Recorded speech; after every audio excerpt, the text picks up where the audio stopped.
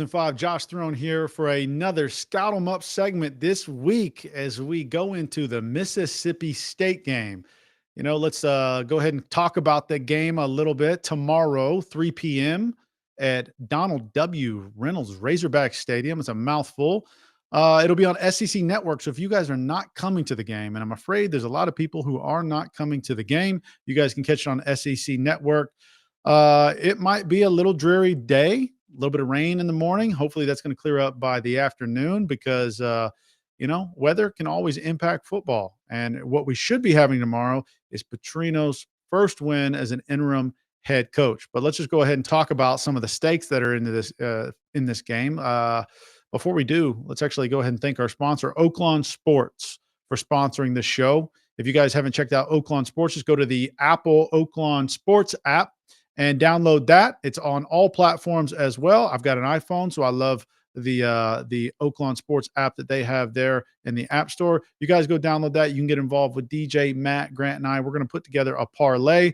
And currently, for the game tomorrow, Arkansas is sitting at -4.5, and the total point scored is 66. So might want to get in on a little bit of that action. They think it's going to be a close game. I think it's probably going to be a close game as well, only because that's what we saw when we played Auburn.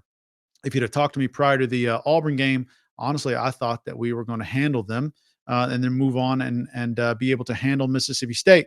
So we'll talk about that. But right now, Mississippi State's record 4-4, Arkansas 2-6. Those 4 games that Mississippi State won, they won early in the season against 4 different non-SEC opponents. So they have 0 wins in the SEC. Both of us do. Arkansas's offense right now, 491 yards a game, ranked 7th in the country, 206 yards rushing. Our defense, though, that's really what's getting us.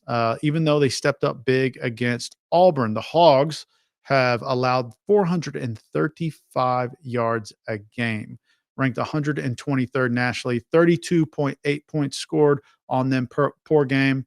And then the red zone scores allowed 91% of people in the red zone to score. Not good. Mississippi State right now, 410 yards a game, 32.6 points scored per game. And they've got red zone efficiency, 90% in the red zone. So we're going to talk a little bit about that team. We'll talk about some of the bowl math here because that's why this game matters. You got to win this game. If you don't win this one, it's over. If you win this one, you live to see another day as far as the bowl goes. And then also recruiting juice. Think about it right now.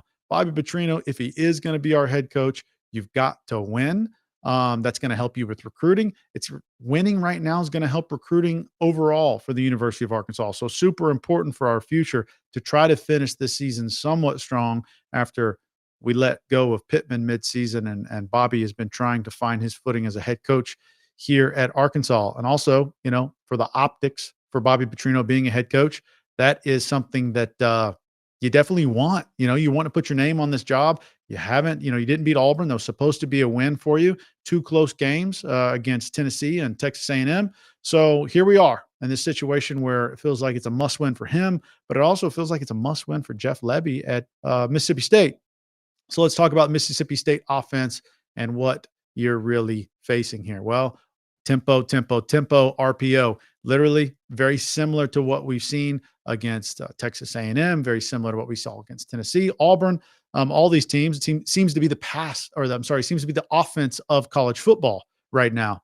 And so that's what you're going to see is a lot of tempo with those guys. Their quarterback, Blake Shapen, he is, I describe him as a good, clean pocket quarterback, right? You can rattle him quickly, but if he can get into rhythm with a clean pocket, he's a guy that can definitely make you pay for it right now. 1,900 yards on the season, 13 TDs and 5 interceptions with a 65.8% completion rate. And he knows how to run the RPO. Now, what can you do? Get pressure on him, move him out of the pocket, just rattle him. He's a guy that's actually played for a long time, but you look back at his career, he hasn't had a lot of snaps. So I think that's where we can try to make him pay is getting his head quick. He hasn't played in a lot of games. I think if we can do that, and it seems like we might be able to do that with Story coming off the edge. We might have found a little something on defense to be able to do that. Hopefully we do.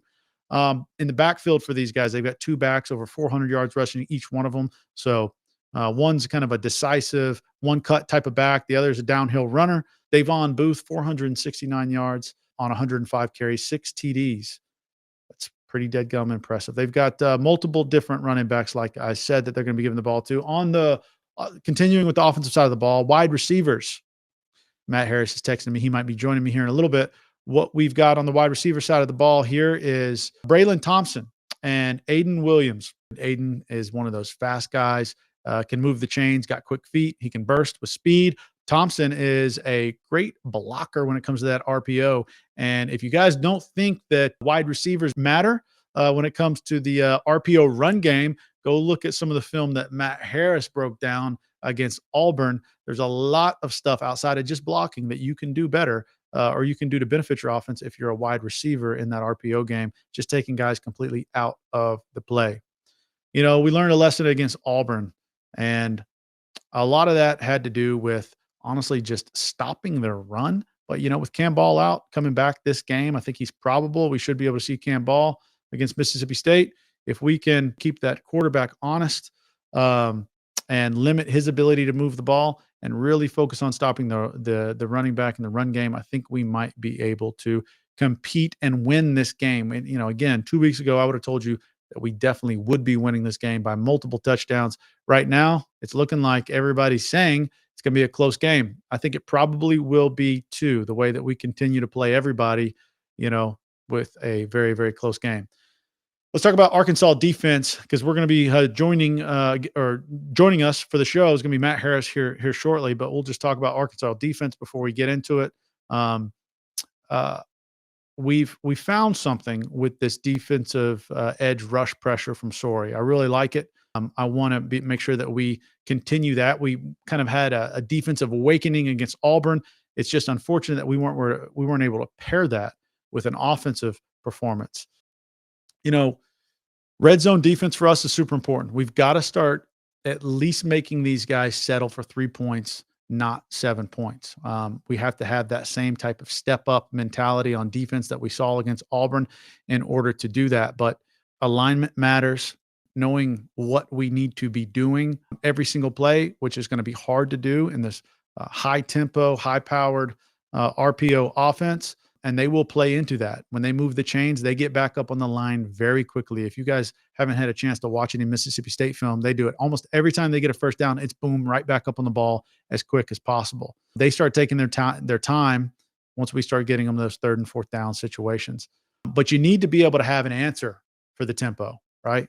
Got to have an answer for that. And that's got to be at least one kind of base check down defense that you're going to get into, something that you really love, something that you feel confident in, something that you can, you know, get your subs in very smart, very quickly, and signal fast, right?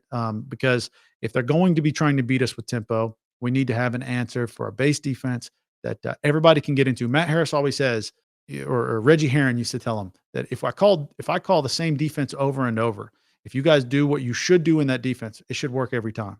And so I think that you got to kind of take that approach, especially against these tempo teams, is we have to have a base defense that we believe in, that we can answer with when they start trying to move the ball very quickly and get up on the ball and snap. Pressure and takeaways, okay? We have to simulate pressure no matter what, right? Even if we're not sending pressure, we have to make this quarterback think. And hopefully between Rhodes, Sorey, being able to get that type of pressure that we got on Auburn's quarterback last week is super important. Cam Ball coming back, clogging up that middle, we should be able to see that step up even further. So that's going to be huge for us. I'm extremely excited about letting Sorey play that edge even more and disrupting this quarterback that does not have a lot of experience. Take a look at Blake Shapen, quarterback. Again, we talked about him. You give him a clean pocket, you let him get in rhythm, he can be a threat. He's a veteran quarterback. He hasn't had a lot of snaps in college football, but he is good. Here's a recent line from you. He played Texas. They went into, I believe there's an overtime game, 381 yards passing, 4 touchdowns and 0 interceptions. So if he is hitting his stride coming into the Arkansas game, that does worry me a little bit. What's the recipe to beating him? Pressure, pressure, pressure. And hopefully Arkansas defense has also hit their stride coming into this game, because we figured out how to get Sorey involved coming off the edge, which is something that I think has shown to be maybe the recipe for success for the Arkansas defense. Matt Harris always says, a good defensive pass rush is a DB's best friend. Keep the quarterback on their toes and don't let them get settled. So I want to see red zone defense step up quite a bit. Our red zone defense has not been that good. Mississippi State has a decent red zone defense. I'm sorry, red zone offense. They're able to move the ball and score a lot of touchdowns. Mississippi State, Auburn, very similar teams to Arkansas, which they have a losing record. They don't seem to come out on the winning end of these games, but these games are consistently close. But that's the SEC for you. You typically see that. And that begins to be a problem when you can't figure out how to close. That's probably why Petrino's not been named the permanent head coach. That's why Jeff Lebby's on the hot seat. Is these games? Why Hugh Freeze is on the hot seat? These games have to be pulled out in the SEC. All these schools expect everybody to win. Arkansas offense. How do you score 30-plus points? We're going to bring in John Riley Wilson, fan from Little Rock, Arkansas. He's going to be talking about this here in a little bit. I'm going to get his take on Arkansas offense and the coaching struggles. We're also going to be bringing in Matt Harris. He's going to be talking about some of the coaching topics, a little bit of defensive player midweek press conference comments, and we're going to dive in a little bit of the coaching stuff as well. But Arkansas offense, how do you score plus 30 points? You have to run the football. And I don't mean run with Talon. Talon's runs need to be calculated and decided. We don't need to get him hurt. But you got to establish the run. Bring in the linebackers, make them respect the run so that pass becomes a lot easier. Get the ball to your receivers quickly. It's huge. Got to be able to do it. And if you establish the run, that's all going to open up. Shot selection too. We've got to have at least 2 scripted shots to the end zone, especially when we get a turnover, right? We stop them on downs, make them punt it, get a turnover consistently. Go look at film. Whenever the Mississippi State defense is rushed back out there onto the field, they typically do not have their head on straight, and teams have been able to get big chunk yardage on them during those turnover on downs coming out hot. I expect Petrino to be able to do that. He always likes to take shots, but we need at least 1 to 2 scripted big shots, Omega Blake, big plays, tight end, big plays, scripted each quarter. You got to get greedy with the TDs. That leads me on to the next point, coaching point. Greedy with the TDs, cheap with the interceptions. If Talon Green has another fourth quarter meltdown where he throws 1 interception and then all of a sudden doesn't know how to progressively go through his reads, we might be out of business here at 4th and 5 because we need Arkansas Razorbacks to play good. Talon Green currently 2,100 yards on the season, almost 2,200, 18 TDs, 8 interceptions, and 3 of those came from last week's game against Auburn.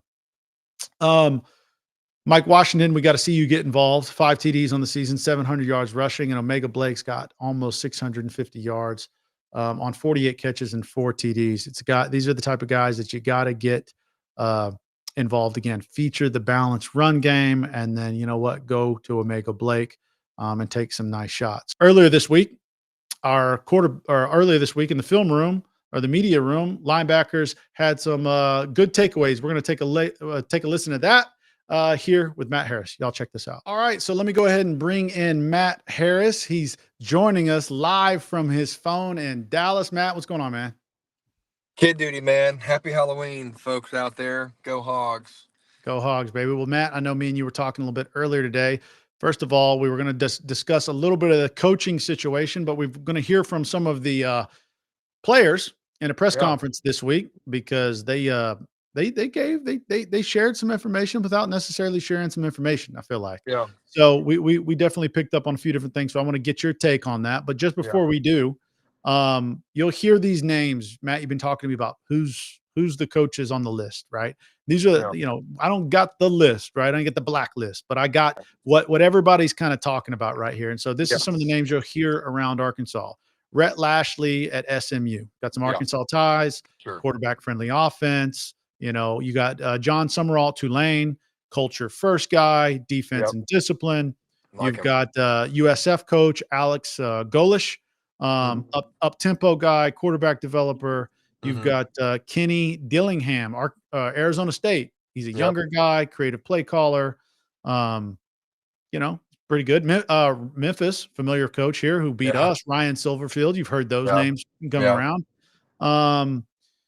Jeff Brom, Louisville, heard him. And then obviously you've got Bobby Petrino as a guy who's in the coach. Now, some of the names that are missing from this little list here is I tried to put what I thought, as all the he said, she said stuff, like maybe what's the most realistic, right? Yeah. Maybe I'm missing the mark here. Maybe we're going to have a splash hire. Mhm. I don't think Franklin at Penn State is a guy that's interested in this Arkansas job. Yeah. You've got the LSU job now opening up, Florida opening up. You've had what's his Yeah. face from UNLV. Dan Mullen came Oh out yeah, and said Mullins. 0.0 interest in this job. So you've got Poor all man. these jobs, but right now, I feel like the majority of the fan base, I'll say this, was on board for Coach Petrino to take over. I Yeah. think losing to Auburn, you lost a little bit of those people. There's Yeah. still some Petrino guys. Yeah. That's why winning this week matters the most. So let's just Yeah. dive in to a press conference. Our guy Trey Biddy over at Hogs Sports asked some really good questions to the offensive players and then the defensive players. So we're Yeah. going to roll that, and then Matt, I want to get your take on it. All right, cool. And Raylan, you kind of talked about it a little bit, but neither of you guys will be here next year, obviously. And every time we've asked Coach Petrino, who has said, he wants to be considered for the permanent job, but every time we've asked him about it, he's always diverted to making it all about the players and wants to just talk about you guys. I was wondering if you guys could talk about him and why you think that maybe he should be the permanent head coach, since he is considered a candidate. For me, being, with him and just knowing his background, man, you can just look it up and see what he's done throughout the years. And, just his aura, man, we talk about it all the time. He has a different type of aura. A lot of people ask why the defense been playing the way they've been playing, man. It's his aura.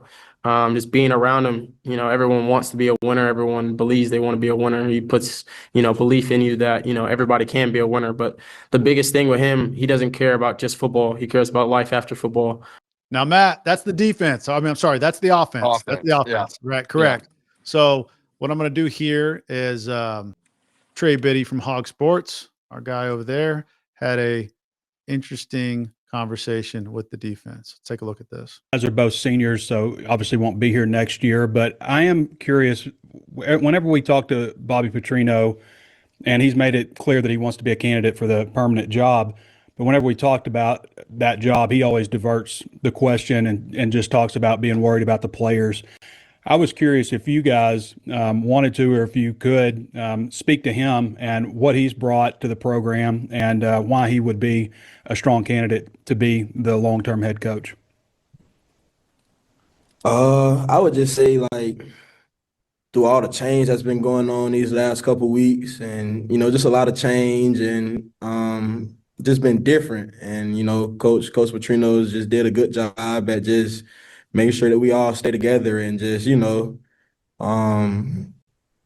like, we all still got a goal. Like, whether it's we got a lot of seniors on the team and a lot of people with no years left, so still got a goal and still got to go out there and play football and play good winning football. So I think that's kind of been the message these last couple weeks, is just like, it's about y'all. Like, we got to stay together as a team and as players and push each other regardless of what go on. So Do you think that message from him kind of makes him a strong candidate?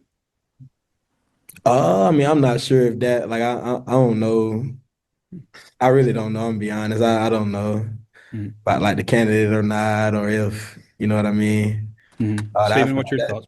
Yeah, I mean, Matt, why don't you go ahead and tell me what you think there? Yeah, man. I'm picking up my little guy now. Speaking of, watch this. Come here, Bo. Yeah. Bo. Look at that. You're on 4th and 5, Bo. Yeah. Oh, there it is. Start There young, it is. baby. Hey, that's Nice. Josh. Love you, buddy. Josh, that's what you need right there. You need heart. You need Razorback guys. Sharp, I think, was that wide receiver who came with him from Missouri State. And it was really interesting to hear. I'm not bashing by any means, but, like, cares a lot about you and your, family afterwards and stuff. Like, I have that with Coach Nutt. I haven't talked to Coach Petrino since the Liberty Bowl, and he and I have a unique history, so maybe that's because of that. But defense playing well, his aura. Were we saying that after the Tennessee game? Were we saying that after the A&M game? Absolutely not. I saw all the fans wanted the defense roasted on a steak. The Auburn game changed the tune. All the defense is playing well now. I think it's because Cam Ball was out. We moved Sorey down, Quincy Rhodes on the interior, and those guys started to take it personal, and they didn't play against a really good offense like Tennessee and A&M.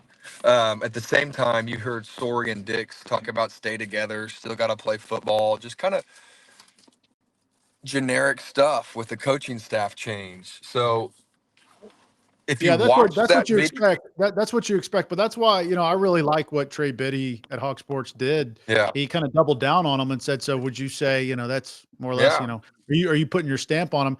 What I noticed the most was, his buddy next to him kind of lowers his head and is like, go you watch know, the video. yeah, What yeah, their reactions say it all. yeah. Um, And Matt, it you've told me before that, hey, Bobby is an offensive coach in practice right. every day. He finishes on making the defense losers. If the offense doesn't score, it's run it again until they do, and they can finish and leave that field as a winner. And that's his mentality. And that's, as a defensive guy, you haven't liked that. Um, you know, it's so you're saying it's hard to build an entire team when you have that type of kind of split mindedness. It worries me, Josh, and I'm just trying to be as objective as I can. Okay, look, say Coach Petrino wasn't the head coach right now, we should be in a handful of other guys, and I think that we are, and I trust that we are. I came from a locker room with Houston Nutt where Reggie Herring defense, boom.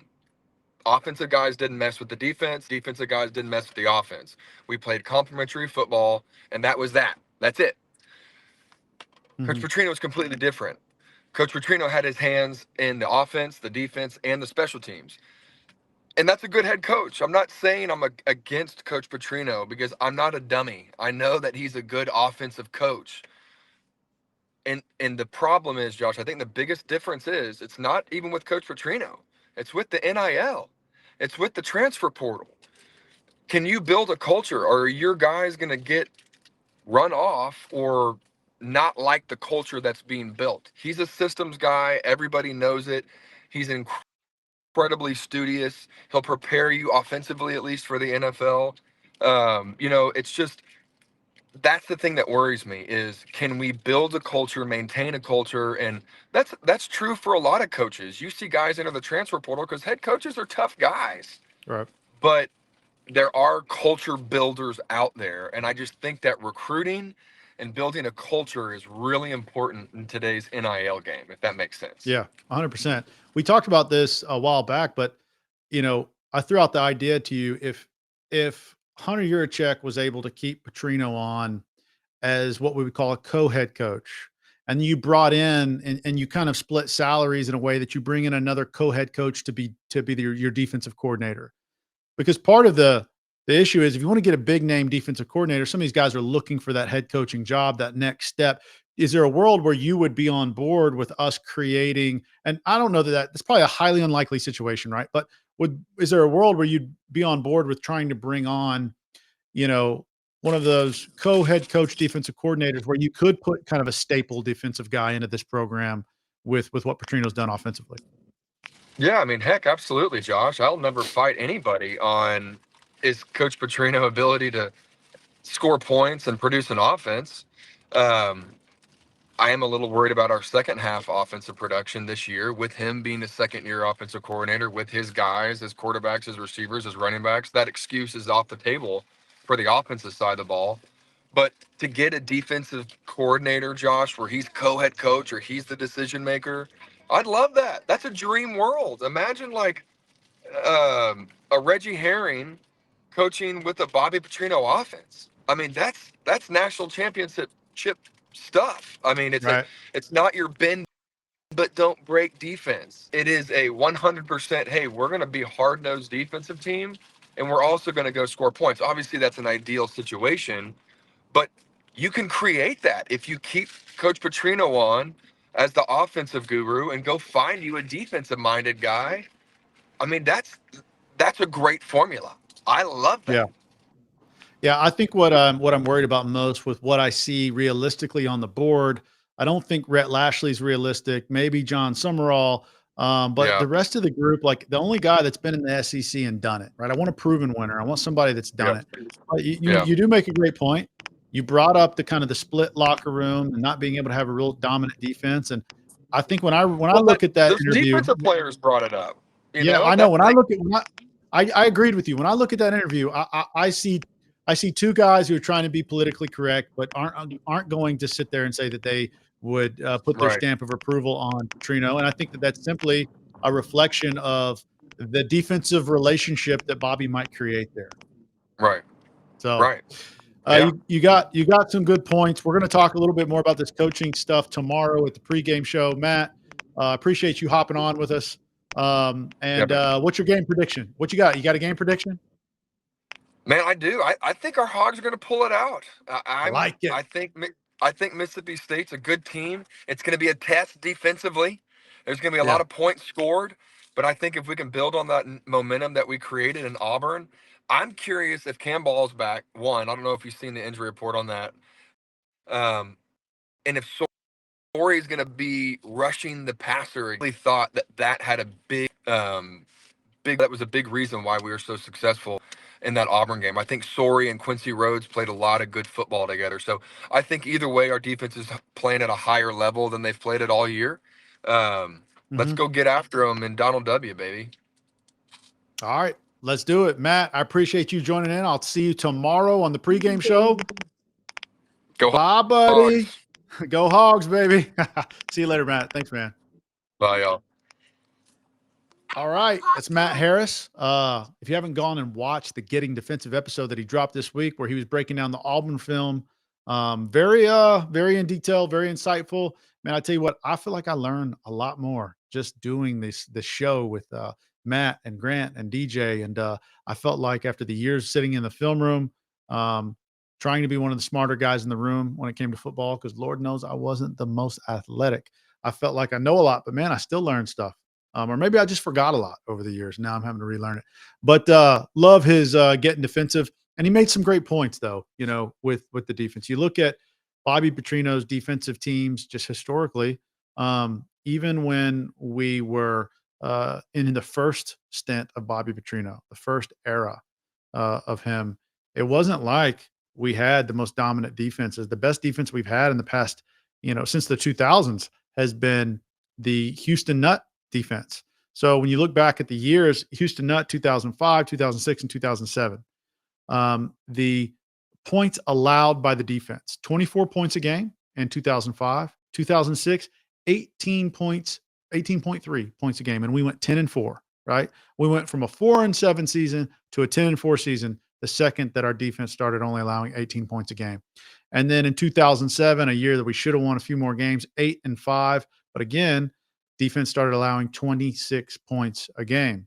Then you move into the Petrino years in 2008, 31 points a game. And then 2009, they get a little bit better, drop down to 25 points allowed per game. But then in 2010 and 2011, those two seasons where we went 10-3 and 11-2, 22 points per game allowed. So you can see that there's often a very similar trend. I was scaling down through this. You get to the Chad Morris era. Gosh, 34 points a game, 36 points a game.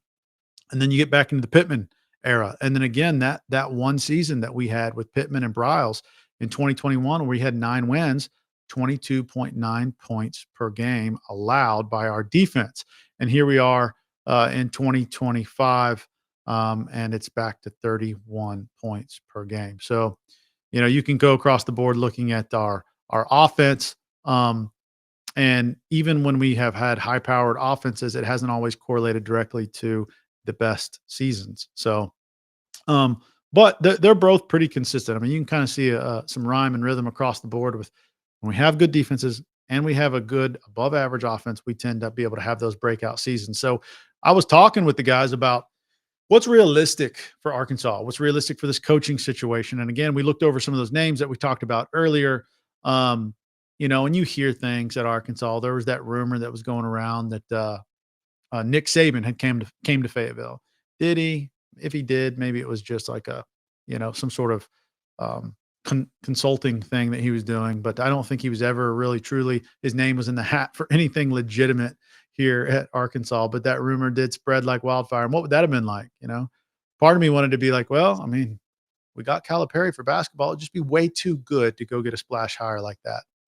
And then the situation only gets worse for Arkansas because Florida's going to be looking for a coach. LSU is now looking for a coach. Penn State's looking for a coach. And so you're in a situation where it was already an uphill battle. It's already going to be tough to land a top tier coach. But then now you've got all these other guys in the pool fighting for the best coaches that are on the market right now. And so you look at what's there. Bobby Petrino right now is the only guy that's proven. And I keep coming back to proven because, we've done the Arkansas coaching hire where we're bringing in kind of a project coach or give this coach a chance. But I think that if Arkansas wants the ability to, at best, every 3 or 4 years, have one of those 10-win, 11-win runs. And then you're going to jump back down into, standard should be, man, that year we fell back down to 7-8 wins. And then, you 7-8 win it and you build up your program again to take that 3rd and 4th year stint at those 10 and 11 win seasons. And I think that is the realistic expectation that Arkansas could probably achieve in this era, but you got to have a coach who's done it here in the SEC. And I just don't think that some of the coaches on this board right now are not coaches that have done it. They're coaches that have been successful elsewhere. And I think other schools might have the luxury of trying to do that. But where Arkansas is today, you've got to go out and get a guy who has proven that he can do it. Number one, to get the fan base behind you, to be able to get the NIL support behind you, and to be able to really turn this program around. And as it stands, unless somebody puts a better name in front of me, Bobby Petrino is the guy who has the best resume. He came in a year and a half ago, took over an offense. He's got that offense top 5 in the nation right now. One of the most offensively dominant player in the nation, and Taylor Green. And so that is that's what he, in my mind, that's what he should be judged on. A lot of people come into and I know you got to win games, but a lot of people come into this situation and they look at what's going on right now and they say, well, he hasn't won, he's still losing these close games. We're not moving the needle with him in the win department, but it's been 6 years of decisions, 6 years of building a program that fits what Pittman was trying to do. And then you just hand that over to Petrino and you're supposed to say, yeah, judge him on this. Now, everything that there is today that Pittman was in control of, now it's Bobby Petrino's to be judged on. I don't think that I would want that opportunity, right? I don't think I would want to be judged in that way. I would, if I was in Petrino's situation, I would definitely be saying, hey, how about you let me, in order to turn this program around that has been, in shambles basically since I left, how about you let me have some time to kind of build it back? Not necessarily expect me to do something amazing on the back half of a Pittman season where he's fired right after the team completely lets go of the rope. I think if anything, he's shown this team is going to play for him. He's shown that when he has control of something for a year or two, he can turn it completely around. The offense completely turned around from what it was left at, in the years of Dan Enos. So I think that has to be, if we go with Petrino, that's what we got to cling on to. I think anything else is not fair to judge him on. He doesn't have to be your head coach. We don't have to give him the job. But to sit here and say that giving him the team after the Notre Dame game, that the rest of the season is now a complete and total reflection of what he will be like as a head coach. Nah, I'm not getting on board with that.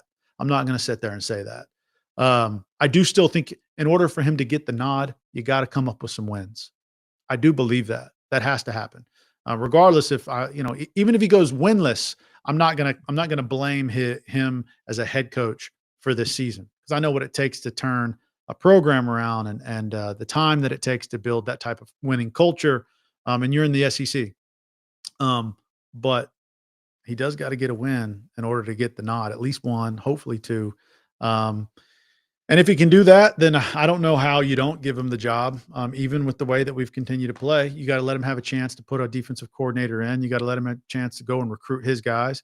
You got to let him have a chance in the NIL era to get a little bit of money behind him and start making some head coaching decisions. And then you got to judge him how season, 1 goes next year as a head coach. So that's my personal opinion. We're going to bring in a fan here in a second.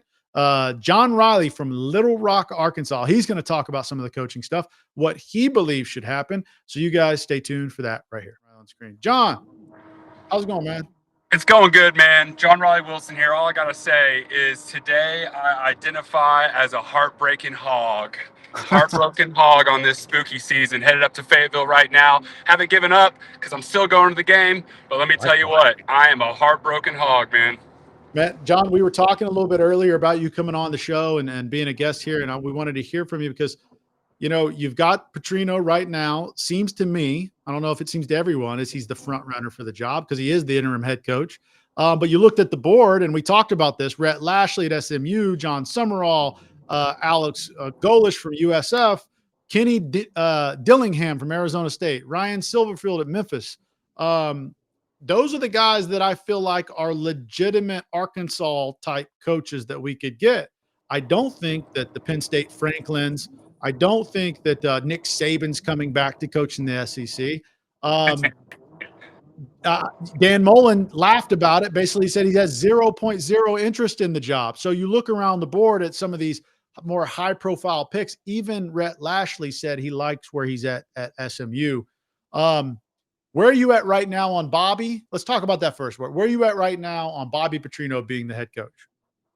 Well, I mean, in reality, what I saw last week versus Auburn was completely embarrassing. I mean, Auburn is a lackluster offense. We all know that. And Hugh Freeze, it was really strange to see an offense that was not impressive at all, which, I mean, shout out to our defense, but I think a lot of that impressive defensive plays and stops we had was just because Auburn's offense wasn't that great. They're definitely lackluster. And what I saw on the offensive side of the ball with, Taylor Green not being able to run the ball, it really, really pushed me to lose hope in Bobby Petrino. But the reality is we just paid Pittman a lot of money for his buyout. Petrino's here. He wants to be here. He wants to redeem himself, and he's the cheapest option. And we're running around right now looking for all these guys, and they're basically laughing us off. So what I saw last week pushes me to say I am out on the Petrino train, but I think that all comes down to who can we get? I mean, who can we get? Who can we get, Josh? I don't know, and I don't know what those discussions are looking like with Yurichek and all that. But I would love someone new. But if it comes down to BP, I'm still going to be yelling at the game. Yeah. I mean, Matt Harris seems to think that you got to have a coach that can inspire and coach a defense and recruit a defense, and he doesn't. Not too sure that he's got faith in Bobby to be able to do that. But I think too, John, I think that, until I see some names on the field that I think are proven in the SEC, have coached in the SEC, can show that they win, am I crazy for wanting a proven winner at Arkansas? No, you're not crazy at all. And that's exactly what we're looking for. And I think that's what it's going to come down to. If we can get a proven winner, we're not going to bring on a Deion Sanders. He's having a terrible record. We're not going to bring in the Jeff whoever over at UTSA because, he's, 4-4 right now. That's not a winner. That's not what we're looking for.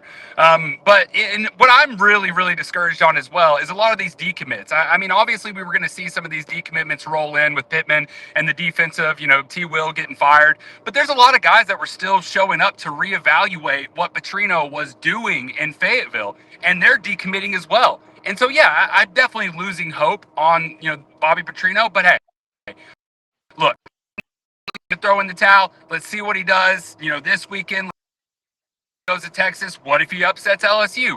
I mean, it could be a storybook ending, but it's definitely looking grim. It's spooky season, and I'm feeling like the Grim Reaper's coming for Bobby Petrino today.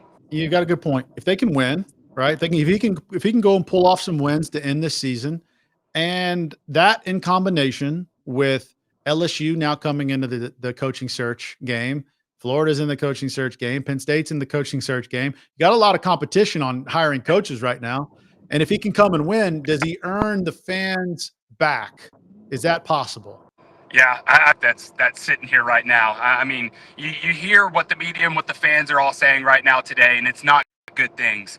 But like I said, not ready to throw in the towel. Let's see what he does against Mississippi State. Let's see what he does, and let's just take it from there. But if we can't get a proven winner in here, let's just be honest. Petrino is a proven winner, and he has done it not only at Arkansas, but also at Louisville. I mean, he's had success. So regarding another proven winner that's better than Bobby, well, let's take Bobby, the cheaper option, and let's just pray that, he's able to repeat what he did in the past. All right. I like it, John. I appreciate you joining in. And hopefully we see you this weekend. We'll be over at the Arkansas Alumni House. Come see us. We might put you on the live show and get John's take after he's had a few. Woo pig. Let's go, Hogs. All right. So you guys heard it live from Little Rock. John Riley Wilson giving his take. I'm sure that it's probably very similar in a lot of people's minds about the current situation. I mean, I think if you're judging this, authentically, you're looking at the situation for what it is. You're kind of taking emotions out of it because you love the University of Arkansas so much. I don't know. I don't know how you're going to go get a proven winning coach in the SEC to come and coach at Arkansas right now. I mean, it's possible. All things are possible to me after you got Calipari to come to University of Arkansas, but it's going to take big boosters, big money guys kind of getting behind that hire to make it happen. And until then, until I hear it or see it, I don't know, guys. Bobby Petrino seems like he might be the best option, regardless of what happens the rest of this season. But definitely if he wins a couple games. So look forward to hearing what you guys think. Y'all go ahead and drop your comments. I want to know what you guys think about the coaching situation, who we should hire. Throw some names out there. Let's get crazy because even the Arkansas media is getting crazy with the names they're putting out there. We look forward to hearing that from you. And then game predictions, would love to know, what does Bobby got to do to win this game? If he wins this game, does it turn around things for you? Love to hear that from you. And again, stay tuned for 4th and 5s game day show tomorrow, Arkansas Alumni Building, about 2 hours before the game. We'll be live here on YouTube and all social channels. We look forward to seeing you guys then. Thanks for watching 4th and 5.